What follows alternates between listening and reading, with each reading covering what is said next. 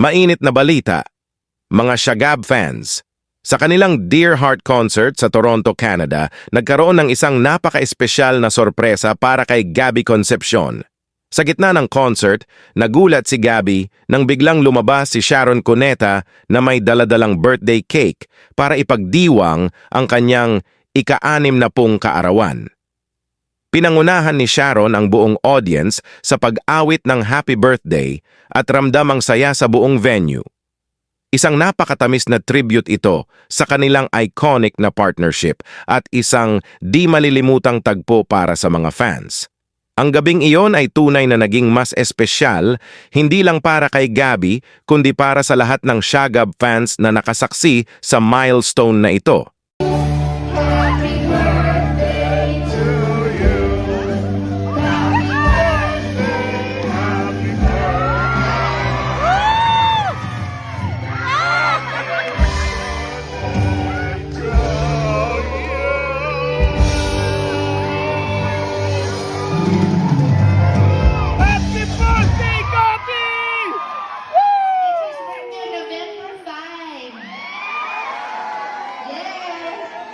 Picture.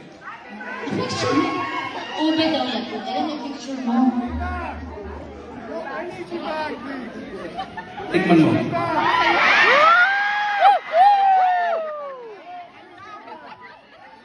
Ube. Mas masarap to. Okay. Thank you guys. Happy birthday to you! Sa production, hindi naman nakaplano. Sa iba namin po? Salamat, grabe.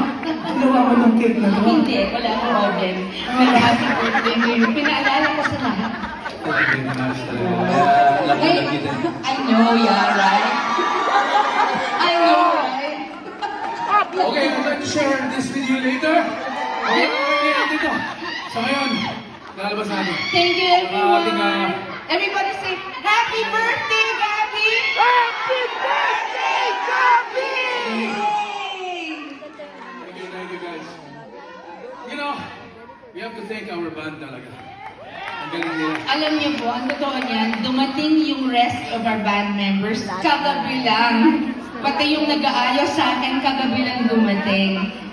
So, in the past 2 shows, parang we had some very talented musicians, and in my case, the hairdresser and the makeup artist also came from LA. So, Yeah, and I'd like to thank them. But now, Peachy and Beyonce are there in the back. So, And that's the reason why we're all, I think, celebrating, happy, because nobody has danced like this in our lives. yes, thank you so much.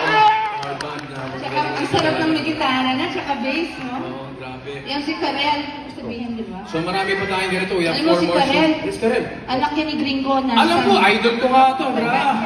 Tama tayo Gringo pa na yan. sinasabi. Pare, hindi ako ng